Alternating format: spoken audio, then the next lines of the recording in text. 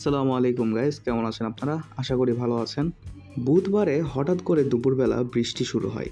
এরপরেই হঠাৎ করে আমার মাথায় চলে আসে বারবিকিউর কথা। তার মধ্যে ওই দিন আবার আমাদের বাইকে পেট্রোল ভরানোর দিন ছিল। তাই আমি ভাইয়াকে বলি, এখান থেকে না গিয়ে আনিকায় গিয়ে পেট্রোল তোলো এবং নিজাম ভাইয়াকেও সাথে নিয়ে আসো। এরপর বিকেলবেলা ভাইয়া গিয়ে বাজারঘাট করে নিয়ে আসে। তারপরে যখন আমরা বারবিকিউ করব, প্রথমে ভাবছিলাম ছাদে করব, বাট বৃষ্টি হওয়ার কারণে আমি ছাদে বারবিকিউ করার পক্ষে ছিলাম না। যদিও আমাদের বারবিকিউ চুলা আছে কিন্তু, তবে আমরা ভাবি যে সব সময় তো ওই চুলাতেই রান্না করা হয়, এবার একটু ডিফারেন্ট স্টাইলে করা যাক।